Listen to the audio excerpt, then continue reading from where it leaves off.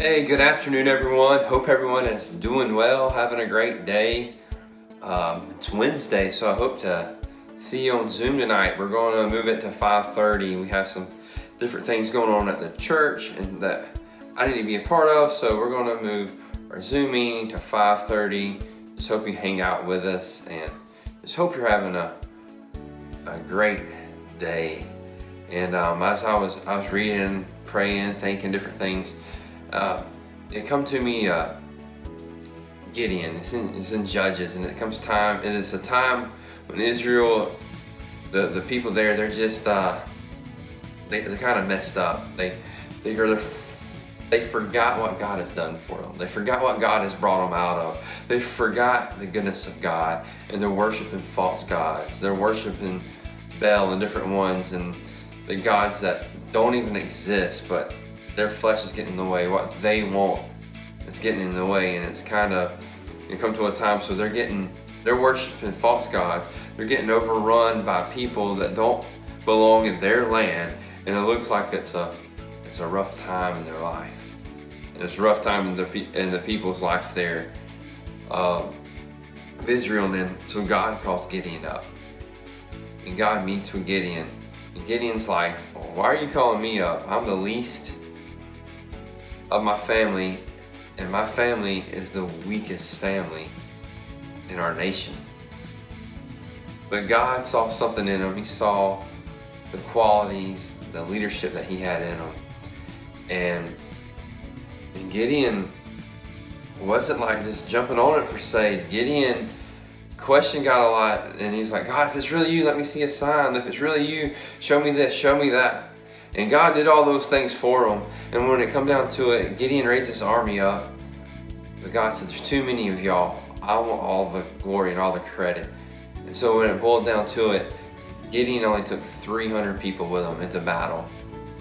And scripture says the armies of the enemies is basically, there were so many people and so many camels. Their armies were so big you couldn't number it, because it was like the sand on the ocean front there, the sand on the seashore there. Is how many people Gideon and his 300 men had a battle.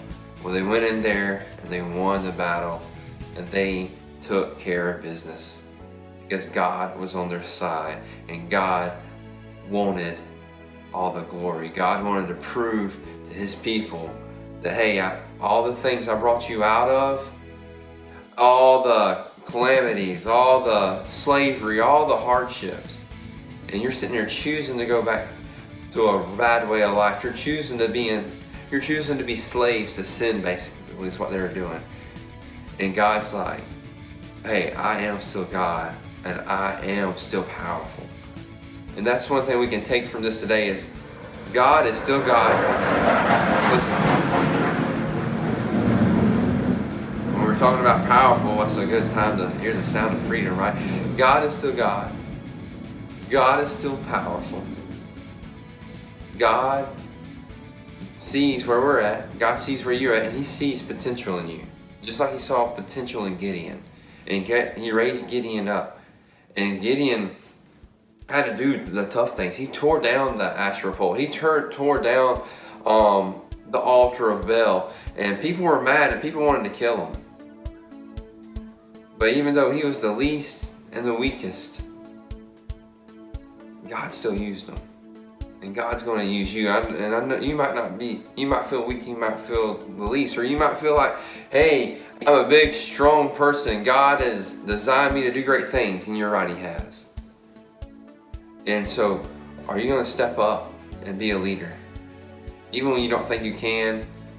Are you going to step up and be a leader even if you have all the confidence in the world? Are you going to be sure to put your confidence in God? Because God has great things in store for you. Love you guys. I miss you guys. I'll see you tonight. And remember, God has his hand on you, and he's going to raise you up. Are you willing to listen and be obedient? Y'all have a good day.